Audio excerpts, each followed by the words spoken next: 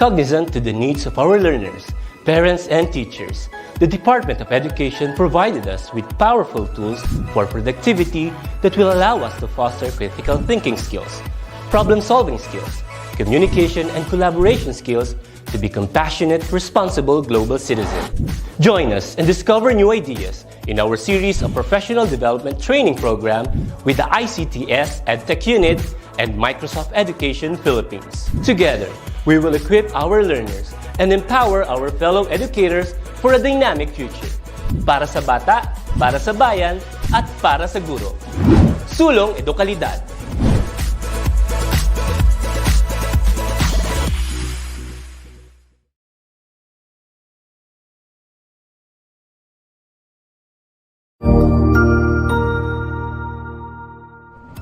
Magandang araw, Sir Wilbur po, at your service. Narito ang ETULay upang gabayan ka sa inyong pag-aaral upang lubos na maunawaan ang iba't ibang paksa o subject. Ang ETULay ay isang free online tutorial class na pinangungunahan ng ICTS Educational Technology Unit sa pamumuno ni Undersecretary Elaine Del P. Pascua. Ang programang ito ay hindi lamang para sa mga bata, kundi ito rin ay magsisilbing gabay sa mga magulang at mga guro kung paano nila ituturo o gagabayan sa bawat asignatura ang kanilang mga anak o mga estudyante.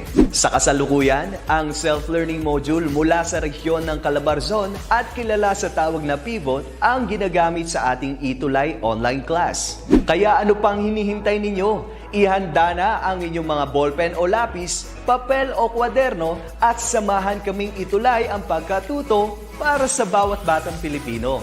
Sama-sama tayong magtutulungan para malampasan ang mga hamon sa panahong ito. Halina't matuto kasama ang inyong online tutor sa oras na ito.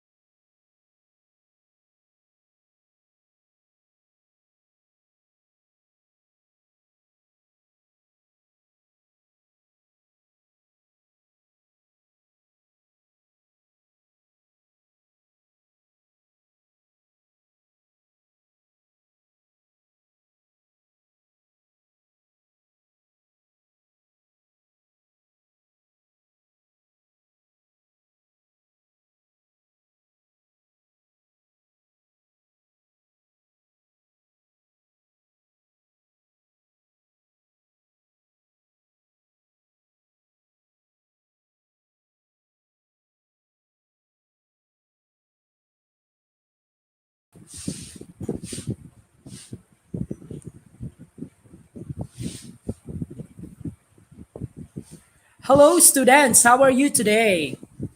I do hope you're in safe and good health right now. So this time, we have another topic that we will be exploring this time. So students, please be ready with you and your modules, paper and pen for our subject, reading and writing skills. Here we go, let's start. All right, students, we're now in our week 8 of our quarter 2.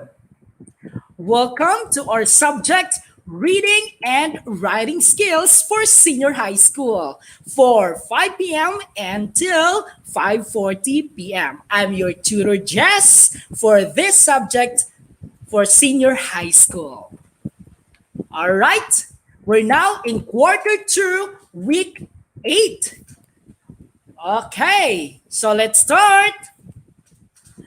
By the way, before we have another new lesson for today, let's have what was your previous knowledge about we discussed last meeting. Ano po yung natutunan ninyo last meeting na i-discuss ko po? Students, you can have comments to the comment box so that I will know who among you who are writing, in what school, and your answer. Okay? So are we good, students? All right. So shall we now ready for our next exploration and discovery of our lesson for reading and writing skills. Here we go. All right. So I'll be giving you a definition. After that, you will be giving a concept or word that will fit sa atong definition. All right? So shall we start? These are synonymous to belief, argument, assertion, or stand.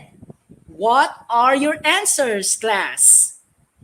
You can have your comment below so that we can or I can read it, no? Para mabasa ko yung message po ninyo. All right? So, shall we start now? What is the answer? That is claims. All right? So, these are synonymous to belief, argument, assertion, or stand. We shall now proceed to our next concept. The definition is, it is a statement that reports, describes, predicts, make causal claims, or whether or something that is settled fact. All right? What is your answer? Any comments from there so that we can answer this one? What are your answers? The answer is claim of fact. So under the claims, we have three claims. So first, we discussed about claim of fact last meeting, right? So shall we proceed now to question number 2? You can have comments to our cell phones or in what media. You can have FB, you can have it in YouTube. Okay? Sa YouTube, pwede po kayong mag-surf or pwede nyo ma-access po ang ating ETULay today. Alright? So, next is, it is an argument where action should be carried out. Basically, it is perceived as relatively direct statement. What is this all about? Any answer from you, class? Any answer from the students? What is your answer? We discussed already about claims of fact. This time, this is claim of policy. All right? So I do hope you got it right. All right? So I know you studied well about our subject, reading and writing skills, for senior high school. And this is from PBOT, from Calabarzon. Okay, so let's proceed. Now, I have here an activity. Then, this will serve as a review last meeting's discussion. All right, so the directions would be, on a separate sheet of paper, write CP if the given statement is claim of policy and NCP if it is not. All right? So Bisaya pa, isulat sa inyong lahi nga papel, no? Clean, limpyo nga papel. Okay? CP, which means claim of policy. And NCP kung, so to, if it is not. I'll be giving you statements. Then each statement, you will be given, the CP or NCP. Okay? So shall we now ready to answer all of these questions? Let's start. Magsimula tayo for number 1 and 2. Number 1 is, anti-tax scam bill should be passed as law to protect people. Right? I will be reading it twice. Anti-tax scam bill should be passed as law to protect the people. What is your answer? Right? Answer now to our comment box so that I will read you the answers of you. So you just try. Try lang po natin kung tama ba ang ating mga sagot. Alright? So, what is the correct answer? Okay, that is CP. That is claim of policy. Since there is a phrase that should be taken in action. Should be. What about number 2? Euthanasia, also known as mercy killing, is against the law of God. Is it claim of policy? or not a claim of policy? What is the correct answer? The correct answer is okay, that is NCP. You're right, students. Great job. You got it, correct answer. And I do hope you are doing well and fine in your houses, nor helping you with your mother and father, sister and brother, or your lola and your lolo, sa inyong lola o lolo, no? Nag-assist sa inyo hakaron, nag-guide sa inyo hakaron sa inyong mga answers sa modules. All right. With Mother Dear, and Father Dear sa atong mga papag mama, no? Na nakatuto karon, na naka-video, na nag-video, nakita na to, nakita nila ang atong ETULay karon, ang live na ETULay karon, all right? So, number 3 and 4. Let's have, okay, this one. We should not support nor do euthanasia or mercy killing in the Philippines because it is still an act of killing. Okay? So what is the correct answer? We should not support nor do euthanasia or mercy killing in the Philippines because it is still an act of killing. Anybody who can answer this? Anyone? Meron ba itong mga comment dyan?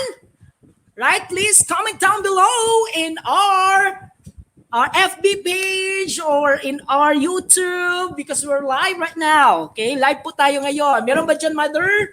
Okay? Sa mga comments po ng mga bata, tingnan natin. Let's do it rightly. Right? What is the correct answer? That is claim of policy. Very good, students. You got it right. Number 4, abortion should not be legalized in the Philippines because every child is a gift. So the answer is CP. So abortion should not be legalized in the Philippines because every child is a gift. So I do hope you are following with our review this time because we discussed it. Gidiscuss na po natin ito last meeting. So this would be your guide, na? How about next question, number 5? Every child is the right to be born, whether he or she is made out of love or anything else. Doing abortion is doing a criminal act. Okay, mother, father, mother, sino ba mga answers dyan na may mga sagot? Okay, tingnan po natin. Ano po mga answers? Kadalasan po ng ating answers. May have now the comments. Thank you so much po for watching and I know love po ninyo ang ETULay. So papasalamat po ako sa inyong walang sawang pagsuporta sa ating ETULay. Thank you so much. Thank you so much Ma'am Chita Cabaltera Parcon and so how I read this one? Genoa de los Reyes Cabrera. Right? So I do hope I pronounced the right pronunciation of your name. What about Ma'am Gladys Galera NCP number 1? Thank you so much, Ma'am, for answering. What about number 5? What is your answer? All right. So we have that is NCP. Very good. So thank you so much, Ma'am Zarita Pineda, for participation. All right, so this time, what's in? So meaning what's in is all about what is all about with our lesson for today or a review, for your modules. Okay, so let's try. Welcome class to our lesson 3. Claim of value. So last time we discussed about claim of fact, claim of policy, and claim of value. So here we go. All right. Previously, you have learned that claim of policy is an argument that offers solutions based on the identified problems. Okay. Next is action. It is a main core. Thus, its end result is when a certain action has been taken or implemented. So thank you so much, everyone. So next is,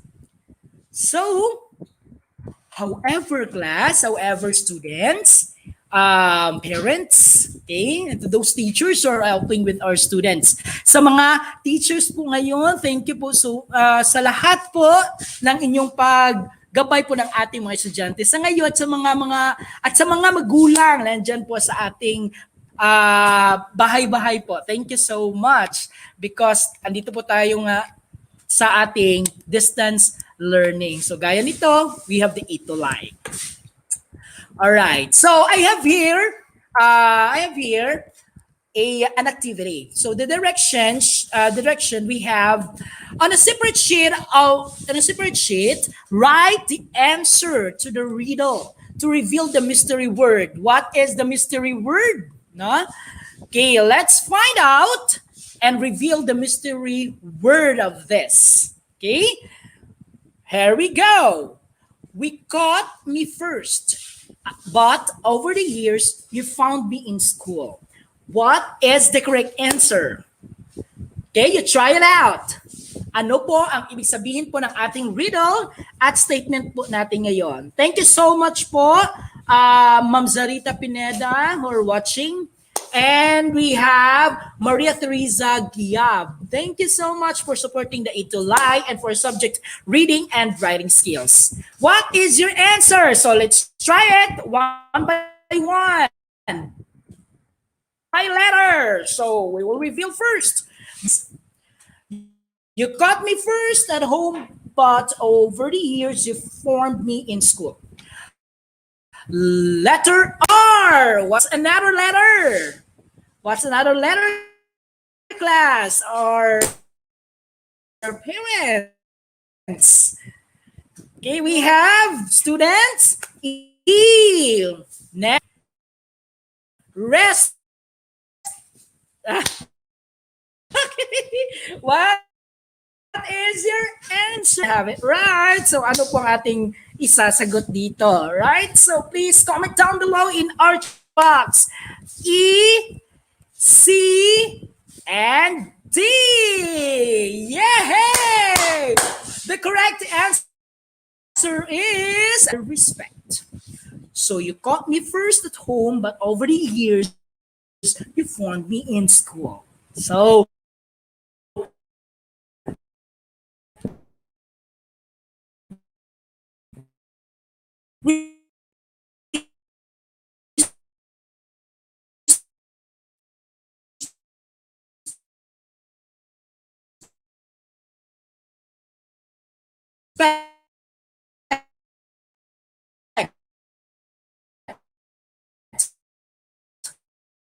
so from the word, we should be respectful to everyone else. Kung sino po sila,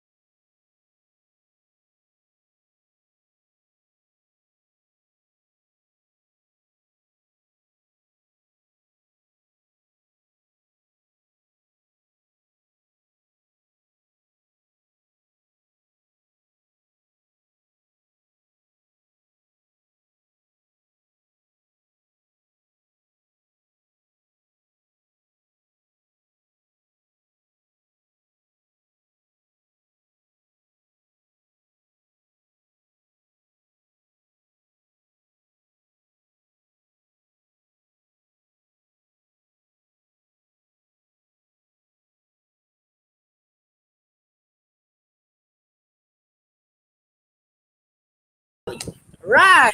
So this time, it is also called of claim judgment. Why? Because the reader has to decide whether the argument or is right or wrong or has to be. What are these? What are these? Okay, so accepted or all right, rejected. Okay, so it could be accepted Thank you so much for participating, students, parents, and whosoever who are watching right now. Okay, there we go. In other words, this type of claim is more appealing to the readers. Dun, dun, dun, dun. It starts with letter S. Subjectivity. Thank you so much. So I think, yes, it's nice, no, that we have this kind of participation with us, no. So this is all about a claim of appealing, and it's all about subjectivity of the reader. Thank you so much.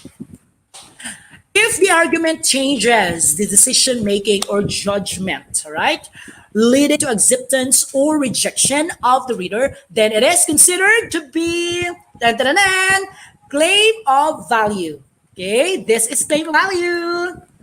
Okay, now this time let's have what's more in our discussion to be able to analyze and internalize everything about claim of value. Okay, all right.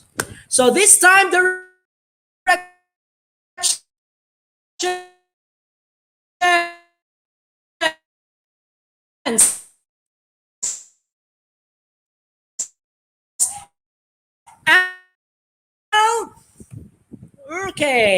Okay. So number one, bullying will never be right. Okay, question, does it appeal to your judgment? Is it right or wrong? What type of claim is this? Bullying will never be right. What is your answer? Ano po ang ating mga sagot? Unsa ang atong mga tubag? Yes, it appeals to our judge is right. What time claims this?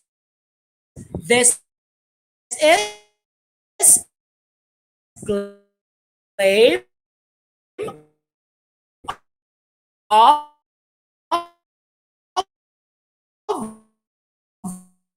value.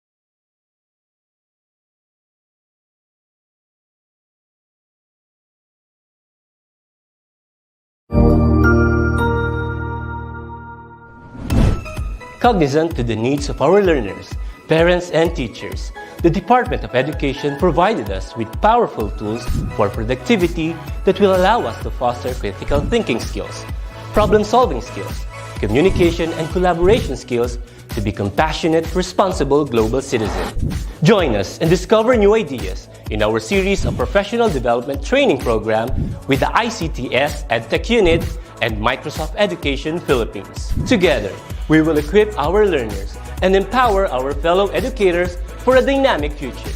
Para sa bata, para sa bayan, at para sa guro. Sulong Edukalidad.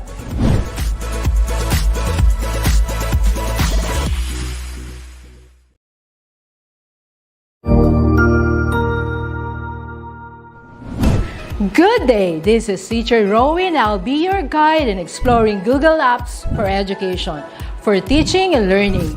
In Google for Education, teachers can connect and collaborate easily while staying on task. It gives teachers the freedom to spend more time personalizing the learning experience and less time managing it. Students can learn essential skills such as 21st century problem solving, which they can use it in their future careers. As such, the accessibility features will also help and assist every learner to do their best work. Google offers different useful applications that we can use to connect education to technology. This will help our teachers as a 21st century educators to innovate and find ways on how to make teaching and learning more exciting, engaging, effective, and flexible to the demands of the society. Let's re-explore the education experience by discovering new angles to create, collaborate, and communicate as one. Para sa bata, para sa bayan, at para sa guro. Ang pagkatuto huwag gawing komplikado. Sulong edukalidad.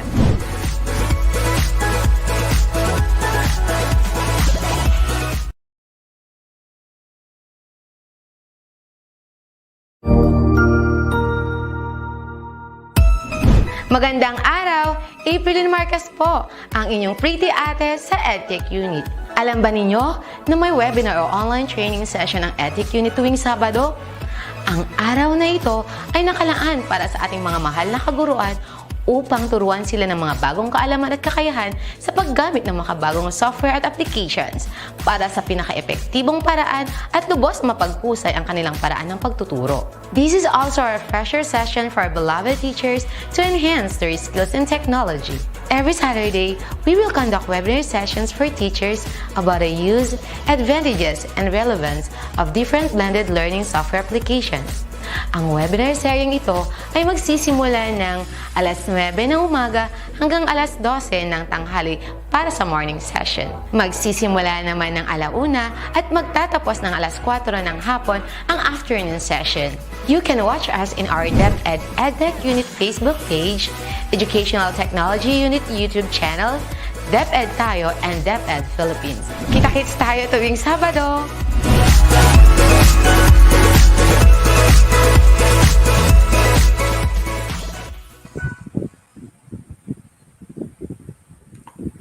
Hi! So we're now back with our discussion. So nawala tayo saglit, but still, the discussion and a review will be continued. So start.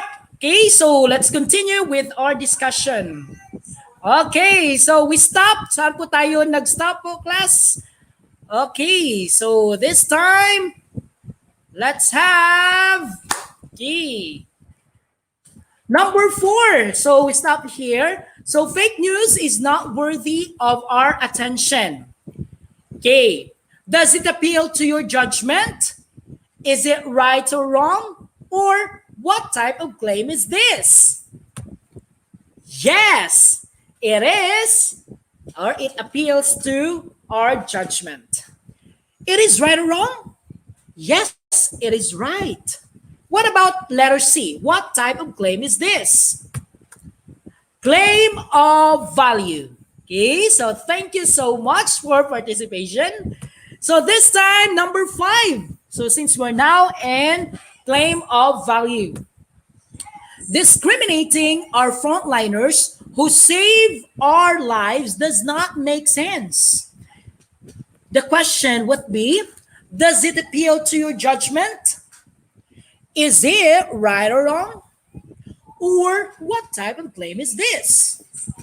Okay, ano po ang inyong mga sagot? Comment down below, class. We're now enjoying with our discussion in our reading and writing skills for claim of fact, claim of policy. We discussed all of that. And what we're discussing right now is claim of value. Does it appeal to your judgment? Yes. Very good. You've answered it right. Is it right or wrong? Yes, it is right. What type of claim is this? Yay! That is claim of value. Thank you so much for participation. I do hope you got all the items right. Okay? But to those who did not make it perfectly, I know you can do it after our discussion this time. And be excited and interested in our discussion because this is very important, no? In writing, no? In reading and writing, no? In your skills. All right, thank you so much for your participation. At this time, I have another activity that will make you enjoyable, make you excited, make you have this motivation to answer. Write the letter of the word which completes the statement. So use now a separate sheet of paper again. Okay? I have here choices. What you're going to do is, ano ang gagawin ninyo? Ilagay nyo sa blanco na yan, sa space na yan, yung mga letra. Okay? Mga letters po na andyan. We have A, result, B, evaluation, C, emotion, D, bad, E, action, F, judgment, G, problem, H, ethics. So, doon po tayo magbe-base po ng ating mga sagot. Alright? So, ETULay lang. Okay, so have fun with the ETULay, right? So, reading, writing skills. Here we go with our answers. Number 1, what is your answer, class? So, please comment down below with our comment box in our comment box po ng ating topics po ngayon. Claim of value appeals to, what is the correct answer? Letter C. Very good, students. You got it right. Emotion. What about number 2? Words like good or blank allow us to recognize claim of value. What is the answer? Letter D. Bad. What about number 3?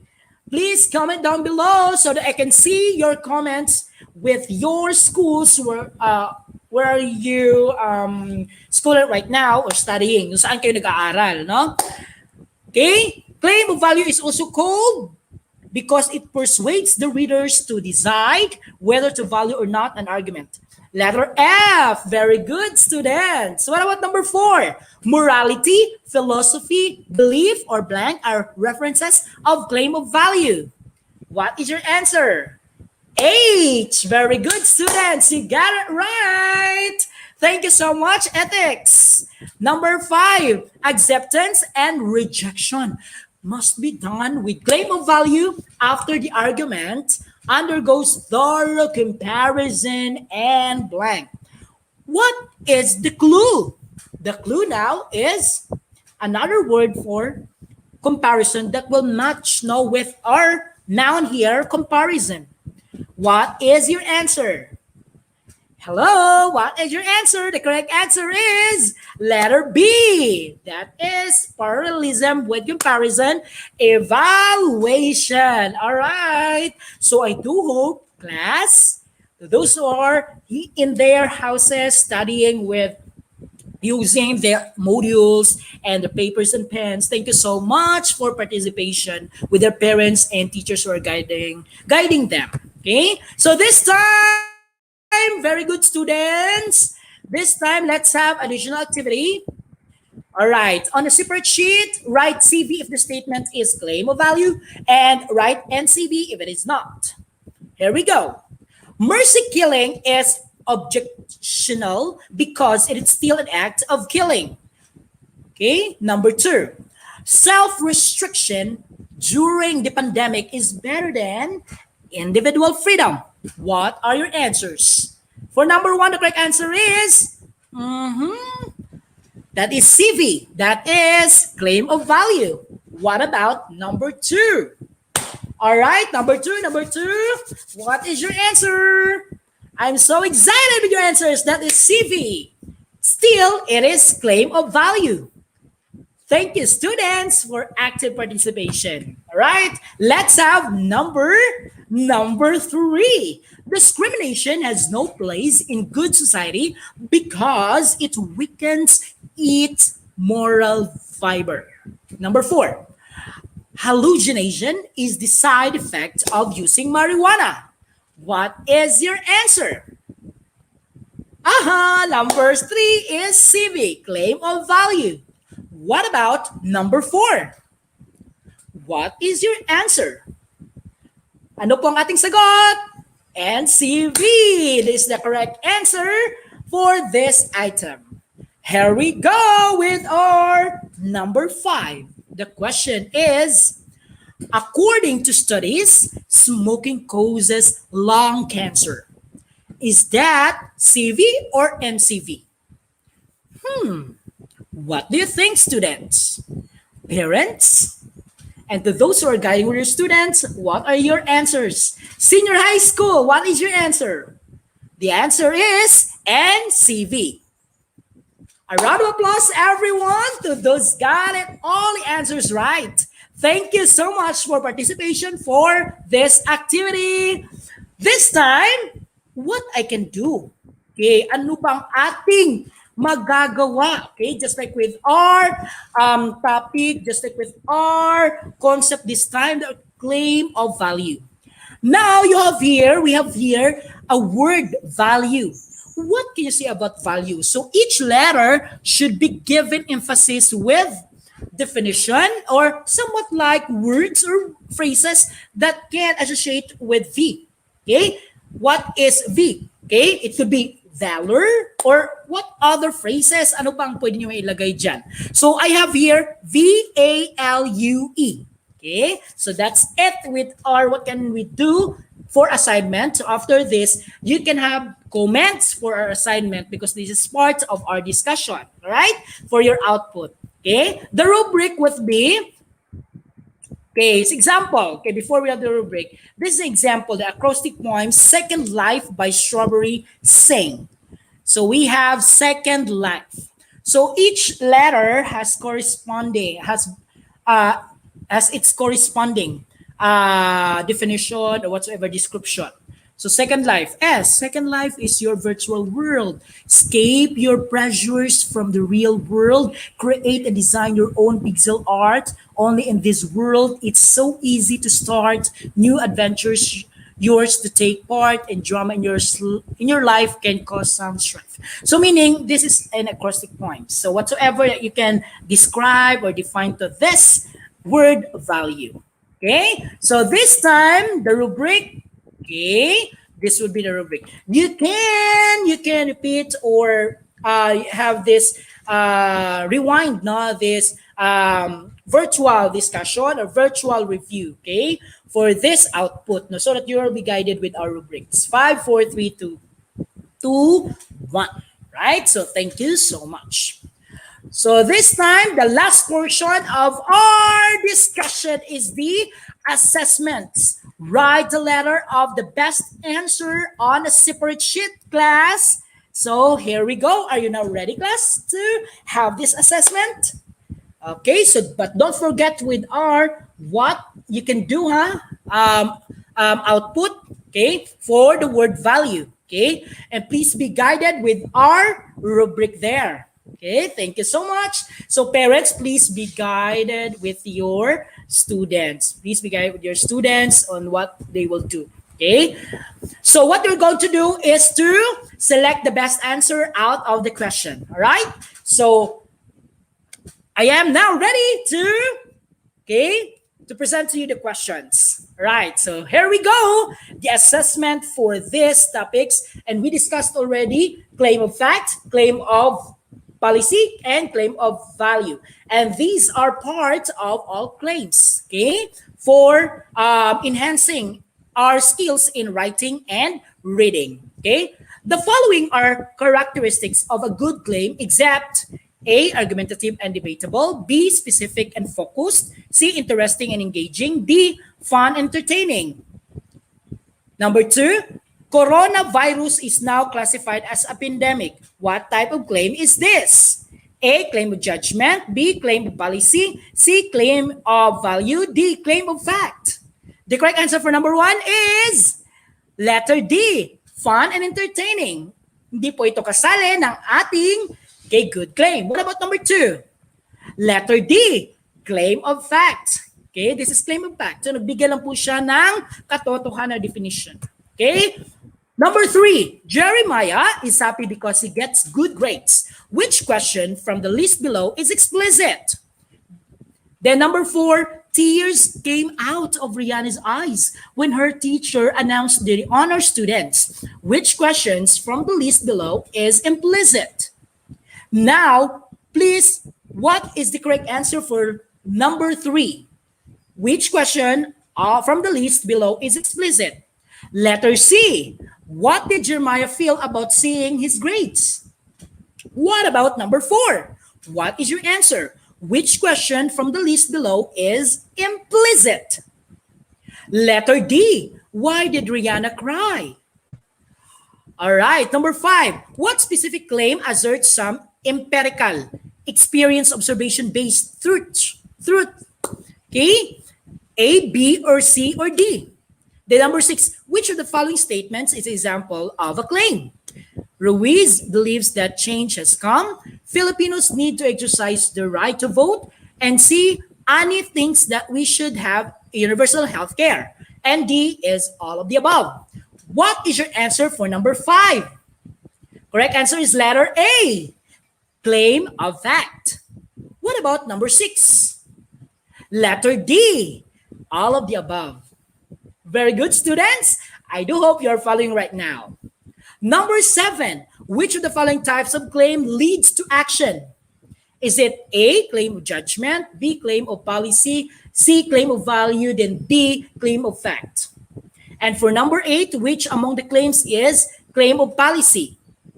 Choose now the answers below.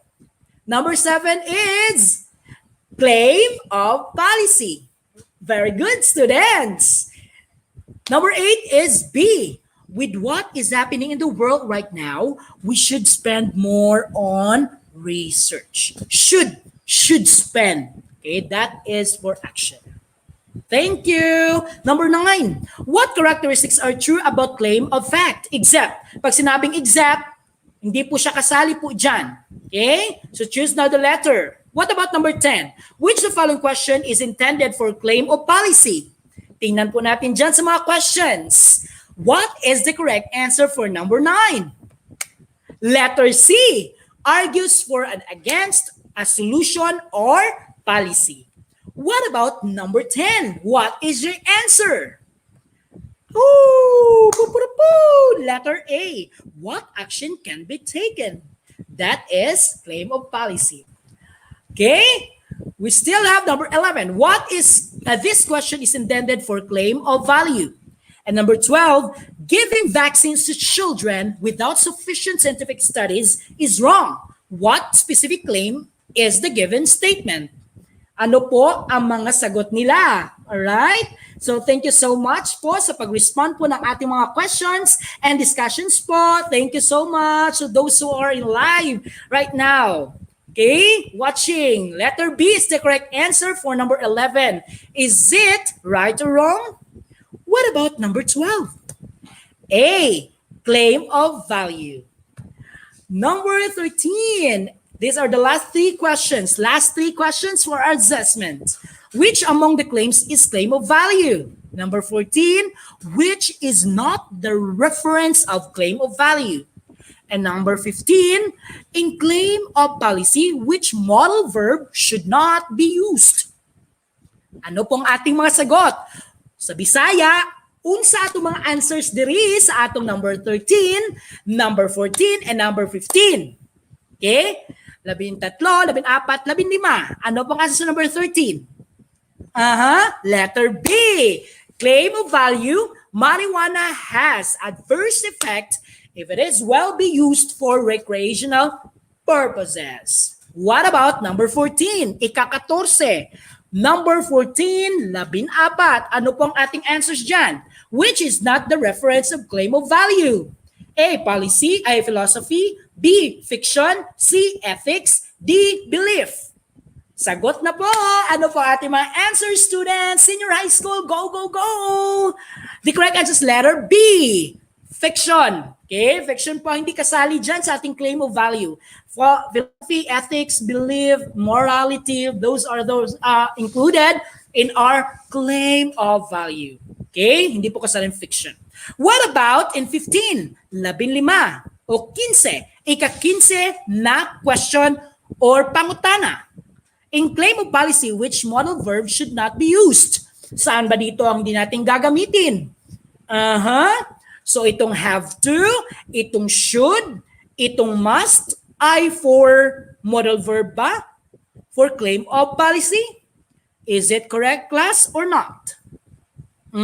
What are your answers? Okay, magbigay na po ng mga sagot. Alam kong kayang-kaya nyo yan dahil na-review na natin ito, okay? Na-review na natin at natalakay na din natin last time. The correct answer is letter D. Could, because, have to, should, and must are those modal verb, for our claim of policy. Alright, congratulations everyone! I do hope meron kayong marami kayong mantunan no, ng ating claims, ng ating quarter 2, 5, 6, 7, at 8. No? Thank you so much for participation. Lalong-lalo na sa ating mga claims o arguments ng ating mga topics last time, yung claim of fact, claim of policy, claim of value. Huwag po ninyong kalimutan yan kasi magagamit po ninyo yun sa ating pagsusulat. So kung Bisaya sa Bisaya pa, magamit nato na sa ato ang pag-enhance or pag-develop pa or pag-kuhan pa sa atong mga skills, sa atong mga abilidad, sa atong better pa na performance o atong mga ginabuhat sa pagskwela, lalong-lalo na no, apil na din ha ang pagsulat o ang atong pagbasa, pagsulat, apil na jud na. So di nato kalimtan tong mga claims kay importante gito sa ato ang mga gipangbuhat no, sa ato ang mga pagtuon. Salamat kayo sa inyong mga tubag, and I do hope parents who are there, teachers who are supporting with their students, thank you so much po. I know naka-learn din kayo no sa mga bagay-bagay po ng ating i-discuss po sa ating quarter 2. The next week or next meeting po natin, magkakaroon po tayo ng panibagong lesson sa ating quarter 3 na mga lessons po. So thank you so much po sa ating mga taga-subaybay po sa ating ETULay. Naway magpadayon gihapon, no? You will continue with our viewing and supporting as supplemental to our modules na itong ginagamit po. Pasalamat po tayo sa ating pivot ng ating Caliber Zone, yung mga writers po natin. Thank you so much po dahil yun po natin ginagamit at sa mga national writers na gumagawa po ng ating module. Papasalamat po tayo dahil sila po ang ating mga heroes, mga teachers, mga doctors, o sino pa ang ating mga frontliners. Thank you so much po. Naging possible po ito, mga teachers, mga guro, ang ating pag-aaral no, sa even distance learning tayo. Nagawa po natin ng paraan. Thank you so much din sa ating mga directors ng ETU kasi naging posible po ang lahat na ito, gaya ng ETULay, naging vehicle po ng ating pag-aaral. Maraming salamat po, directors ng ETULay at saka sangay ng edukasyon, no? DepEd, thank you so much po in supporting with us. So salamat po sa tanan ko sa Bisaya pa. Daghang salamat po, right? So we're using the reading and writing skills for this time, the ETULay online tutorial. So thank you, maraming salamat po sa lahat po na binigyan niyo pong suporta, yung mga writers and even yung sa galing po ng iba't ibang puok at iba't ibang regions, iba't ibang local writers natin. Thank you so much po sa lahat. At once again, this is your Tutor Jess, no? Nagpapaalala po sa ating lahat, no? Well, I think no, sa lahat po na ibigay po sa our lesson or session for today. So this has been your tutor Jess, no, for this subject reading and writing skills for senior high school. So see you in the next episode. Only here at ETULay program of the Department of Education Philippines. Leaving you with this quote from Bivik Madlani, never stop learning because life never stops teaching. Sulong edukalidad. DepEd tagumpay. So, maraming salamat everyone, and ETULay, ang gabay sa pagkatuto, no?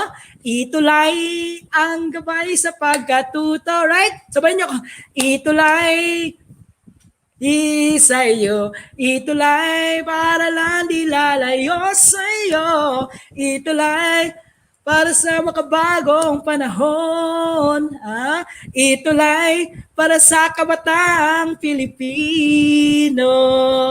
So thank you so much. Once again, this is ETULay, your tutor Jess.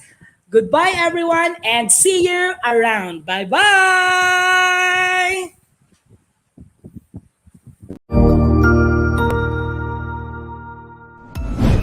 Sigurado ako na marami ka na namang natutuhan sa ating ETULay tutorial session ngayong araw.